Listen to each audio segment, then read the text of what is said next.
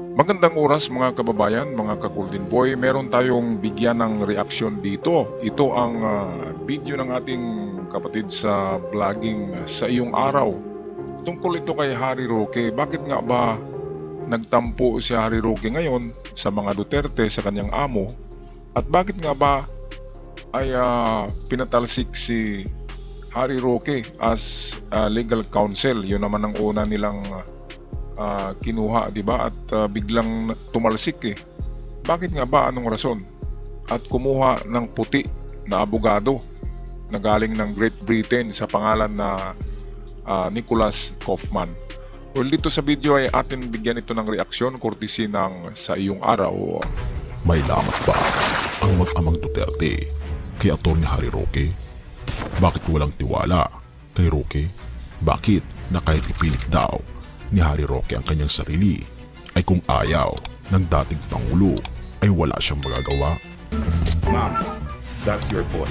Hindi ko naman pagpipilitan ng sarili ko, at kung ako ay i-request ni PRRD, importante rin na i-endorse ako at i-request din ako ni VP Sara. Posibleng mismong si dating Pangulong Rodrigo Duterte ang tumangging maging abogado si dating presidential spokesman Harry Roque sa International Criminal Court. Kinwestiyon ni dating Chief Presidential Legal Counsel Salvador Panelo kung bakit ipinipilit ni Roque ang sarili para maging abogado kahit tinatanggihan na ng dating Pangulo. Alam nyo, kahit ang isang abogado gusto, kung ayaw naman nung principal, kung ayaw sa'yo, bakit may pipilit ang sarili mo? Ang mahalaga doon, yung kung sino ang gusto ng kliyente. Kung ayaw ng kliyente, bakit mo ipipresenta pa sarili mo? Itong si Panelo at Roque ay merong issue din ito dahil minsan sa isang interview kay Panelo ay sinabi ni Panelo na sino yung Harry Roque? Hindi ko kilala yan. Ganun ba? Sila Legion of Doom sila eh. Sila yung Legion of Doom versus the superheroes. Di ba? Si Harry Roque yung presidential spokesman noon eh. Kaya nga tinatawag to na spokes. Kaya kilala ko nga eh dahil sa presidential spokesman. Itong si Panelo naman mukhang butiki eh. Tingnan nyo naman yung mata at sa kaliig, parang tuko. Grabe naman makapanlait din kay Roque, no? Sa bagong interview lang yun sinabi ni Panelo na hindi niya kilala si Roque. Kaya ito si Roque ngayon ay mayaman pero hindi maligaya sa kanyang yaman. Merong kaakibat na na malas tong yaman nila. Ang yaman nila ay malaki talaga, milyon-milyon, bilyon-bilyon.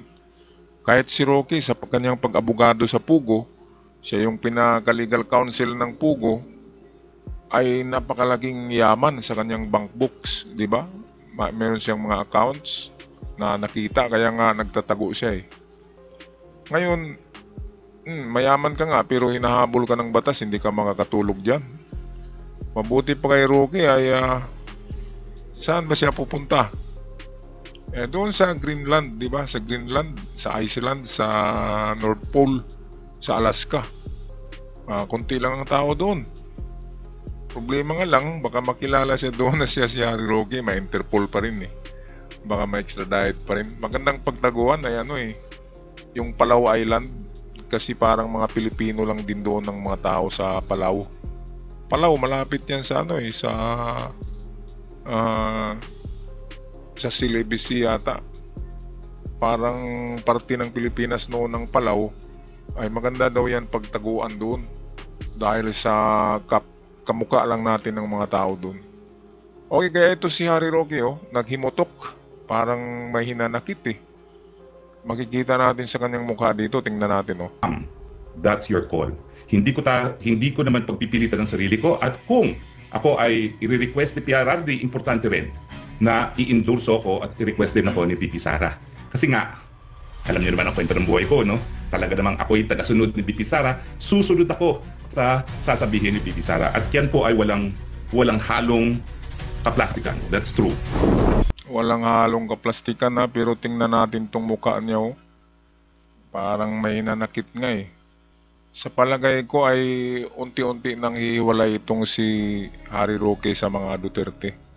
Kasi ito na yung last na habol niya na magkapera siya sa mga Duterte sa pagiging abogado. Kasi siyempre, mahal yung bayad eh. Ngayon ito ang hindi ko maano mga kababayan. Bakit hindi nag-iisip ng advance si BP Sara at si Digong? Bakit pumayag sila na ang ICC, ang ICC mismo ang nag-recommend kay kay Nicholas Kaufman, which is si Nicholas Kaufman ay isang na ngayon na abogado, itong freelancer na. Hindi na siya connected sa ICC, pero noong nakaraang ilang taon ay isa siya sa abogado mismo ng ICC. Isa siya sa trial lawyer, si Nicholas Kaufman ng ICC. Kaya magkakilala yung mga abogado diyan sa ICC at si Kaufman, dahil si Kaufman ay dating membro ng ICC. At ang ICC ang nag-recommend kay Digong na ito pinakamagaling namin na abogado, pwede na sa'yo. O ayan, di ba? Ano sa palagay nyo? Di naluto si Digong sa sariling mantika. Yung defense lawyer niya ay yun din yung sa kanya, magdiin. At sa huli ay siguradong kulong si Digong dahil ICC pa rin na abogado. Dating ICC na abogado si Nicholas Kaufman, ang kanyang lead counsel. At magkano ba ang binabayaran daw? 140 million a month ibabayad kay Nicholas Kaufman, pero hindi yun susuluhin ni Nicholas. Yung mga kasama ni Nicholas na mga puti din na lawyer, defense counsel team, hati-hatian nila yung 140 million a month. Maliit lang yun. At dinig ko ang ICC ay merong counterparty. Bali nagsisweldo din ang ICC kina Kaufman. Bali hati-hati, 50-50 yan. Yung kalahati kay Digong, yun yung 140 million pesos per month. Magkano lang naman nun yung 140 million? Yang lagi-lagi ng kita nila sa Pugo, di ba? Hindi lang Pugo. Sa kanilang negosyo na di ba? Nang kasama yung mga inchik. Alam nyo na kung ano yun. Tinatawag na The Grand Enterprise. Diba? Tuni-tunilada ang shipment eh. Alam nyo na kung ano yon, diba mga kababayan? Kaya yung chicken feed lang yan. Sabi nga ni Trillanes, ang dami-daming account ni BP Sara na pinapakita ni Trillanes. Pero hindi pa nabuksan dahil sa bank secrecy law. Ano bang bank secrecy law na yan? Dapat ipasara ng presidente ang mga bangko na yan eh. Dahil tinatago nila yung mga pera nitong mga Duterte na illegal. Milyon-milyon, bilyon-bilyon eh ang pumapasok sa buwan-buwan sa mga account, sa mga bank accounts. Yun ang sabi ni Trillanes, hindi ko sabi baka may magalit na naman. Kaya ito, pinulsuhan natin si Roque. Sa palagay ko ay titiwalag na ito kasi wala na siyang kwenta eh. Wala na siyang kwenta sa team. Anong gagawin niya diyan, di ba? Magsilfi-silfi na lang sa dahig. Kasi kasama niya si Maharlika Buljakera, sila na yung best friend ngayon. At tamang-tama talagang team up nila, masyadong mga madaldal at bungangira. So ito, si Roque siguro mag-vlogger na lang diyan sa dahig. Titirahin pa rin niya ang mga Marcos. At magkita-kita sila ni Maharlika Buljakera, mag-collab sila, collaboration. Yan ang tingin ko. Titiwalag na to si Roque. Ito na yung huling pandanggo niya. Sabi nga sa kanta ng Eraserhead, yung huling El Bimbo, huling pandanggo, di ba? Patuloy tayo sa video. True. Bakit wala silang tiwala kahit pinipilit ang sarili ni Harry Roque? Alam mo bang minsan sa mundo ng politika, mas matindi pa sa teleserye ang mga kaganapan. May mga eksena akala mo'y tapos na, pero biglang may plot twist na magpapatong sa'yo. Bakit? Ganyan ang kwento ngayon na dating Pangulong Rodrigo Duterte, Vice Presidente Sara Duterte, at dating Presidential Spokesperson, Atty. Harry Roque. Pero teka, bakit parang hindi buo ang tiwala na mag-ama kay Roque? Sa unang tingin, parang perpekto ang kombinasyon.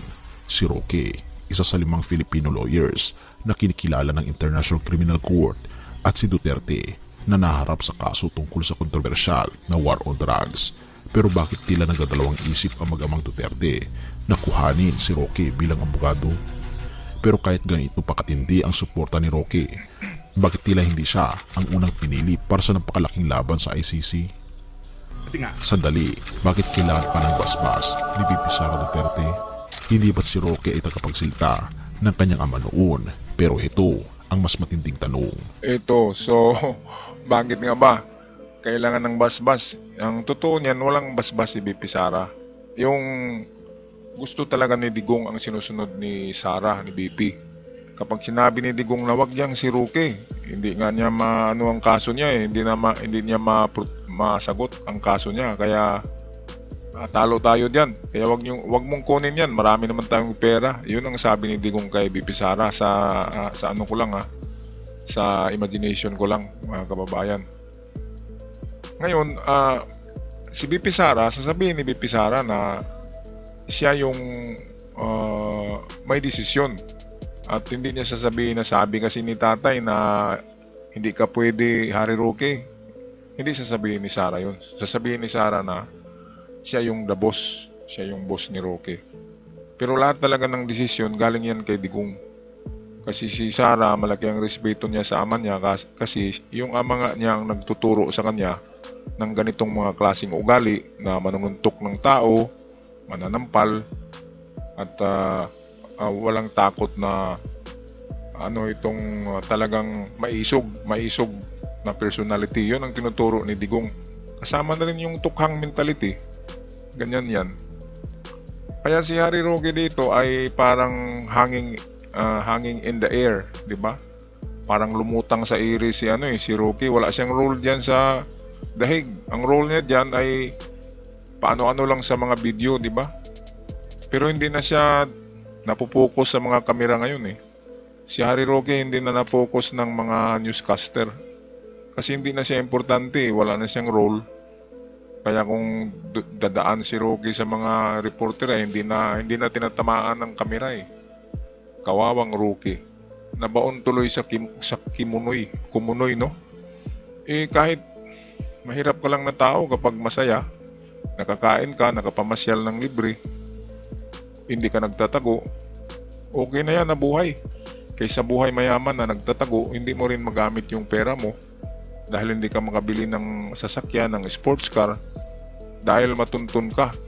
Diba napakahirap na buhay yan, magtatago. Balik tayo sa iyong araw. Ayaw ba talaga na mag-ama kay Roque? Isang Facebook Live noong March 20, sinabi ni Roque na hindi niya pipilitin ang sarili niya sa pamilyang Duterte. Pero kung ganoon, bakit parang mas pabor kay Panelo ang dating Pangulo? Ayon pa kay Panelo sa Telradyo Serbisyo, nito lang March 28, posibleng mismo na ang dating Pangulong Duterte ang tumangging maging abogado si Roque. Ito na ang tanong na bumabagabag sa marami. Ano ang dahilan? Dahil ba sa taktika ni Roque? Maaaring ang estilo ni Roque ang dahilan. Kilala siya sa pagiging diretso at palaban. Isang katangian na tila minsan ay hindi suwak sa diskarte ng pamilyang Duterte. Pero teka, kung hindi si Roque, sino? Panelo? May ibang kandidato ang pinagkakatiwalaan ba? Alam naman natin ang mga banyagang attorney na sila ang bumubuo ng legal team ng dating Pangulo. Pero dito lumalalim ang misteryo. May lamat ba ang relasyon nila? Ito ang tanong na walang direktang sagot. Pero bakit big deal ito? Simple lang. Ang laban sa ICC ay hindi lang personal na laban ni Duterte. Ito ay laban ng buong bansa sa mata ng pandigdigang hustisya. Ang maling abogado ay maaaring magdala ng malaking kapahamakan. Kaya kahit si Duterte, nag-iingat sa pagpili. Bakit si Sara ang may huling salita? Dahil si Sara ang may hawak ng impluwensya ng politika ngayon. Bilang Vice Presidente, mas malaki na ang papel niya sa estratehiya ng pamilya. Pero ang tanong, ano ba talaga ang dahilan kung bakit tila malamig ang mag-ama kay Roque? Okay, so atin to sagutin. Ano nga ba ang dahilan bakit malamig ang mga Duterte na kay Roque ngayon? Balikan muna natin tong dito. Ito. Sino ba itong palaging nakatalikod na palagi ko itong nakikita na akala ko ito yung asawa ni VP Sara dahil palaging nasa tabi niya. Diba? Mga babayan, sino ba yan? Kasi bagong mukha eh. Ngayon, ang tanong ay may lamat na ba ang relasyon nila? Meron na. Sa tingin ko, meron na. Yung lamat, yung parang crack. Kung glass pa siya, kung baso, meron ng crack siya. At kapag may crack na, kunting ano na lang yan, isang hulog na lang ay mabibiyak ang baso, ang glass, di ba? Dahil may lamat na nga. Hindi na pwedeng gagamitin, di ba? Ngayon, ito talagang ni Roque, personality. Yung napaka niya, yung mabunganga siya, tactless. Kung magsalita, walang preno-preno. Diba? Mahirap yan eh, yung ganyan. Kaya yan siguro ang nagita nila Digong. At lalo na, sabi ni Digong, yung ni Roque, kaso niya ay hindi niya kayang harapin. Kaya lalo na ang kaso diyan sa ICC na international yan eh. Ang diyan, punto ni Digong, kung basketball pa ito kasi alam natin ng basketball ay isang universal na laro. So, si Roque ay ipagpalagay natin na itong PBA, di ba? PBA player na naglalaro sa NBA. Ang NBA ay ang ICC, di ba? Yung mga attorney doon ay talagang magagaling. At si Harry Roque doon ay parang PBA player lang. Pagdating doon, maliit siya. Ang mga European malalaki kung sa basketball. Tapos magagaling dahil laro nila yun. Di ba kaya maliit? Maliit si Roque pagdating sa ICC. Yung kanyang pagiging attorney sa Pilipinas, pagdating sa ICC ay hindi na siya attorney. Parang janitor na lang siya doon. Kaya ganun yun ang pag-size up ni Digong. Kaya kinuha ni Digong ang isang puti na kalibel, kasing kaliber, kapareho ng kalibre ng mga lawyer dyan sa ICC. Ang problema, dahil ang nagrekomenda pala nito kay Nicholas Kaufman ay taga-ICC din. Nakuha niyo ba mga kababayan? Kaya maluluto si Digong sa sariling mantika niya. Dahil ang kanyang defense lawyer ay dating ICC at yan talaga ay kumikiling yan sa ICC dahil nga sa dating membro siya ng ICC at ang ICC din ang nagrekomenda sa kanya. At nagbabayad din pala ang ICC sa itong attorney ni Digong. So yung 140 million a month ay pwedeng hatiin pa yon ng ICC at ni Digong. Kasi nagbabayad yan, sabi ni Cristina Conte, yung lawyer of ICC in the Philippines, yung kinuha nila sa Pilipinas na assistant lawyer to the ICC, si Cristina Conte yata yun. Di ba yun ang sabi ni Cristina Conte na lahat naman yun, yung 140 million a month ay paghati-hatian yun ng mga attorney na kasama ni Nicholas Kaufman. Maliit lang daw yun, yung 140 million. Tapos hatiin pa yun, 70 million a month na lang. Chicken feed lang, di ba? Merong malalaking negosyo si Pulong, si Basti. Di ba? Merong mga enterprise sila na malalaki Tuni-tunilada nga ang shipment Kaya chicken feed lang yan. Lalo na sa kay BP Sara, maraming account daw yan. Kaya chicken feed pa rin. Okay mga kababayan, ano sa palagay nyo ang dahilan kung bakit pinatalsik si Roque sa pagiging legal counsel ni Digong? Ako sinagot ko na dahil sa kanyang kabaklaan. Shortcut na lang yun dahil bakla siya. Masyadong matabil. Sabi niya, yung bagong vlog niya kasama si kasama si Maharlika ay grabe. Balik na naman yung bunganga niya sa bangag. Yung ganyan na mga Talagang hindi makamove on kay PBBM.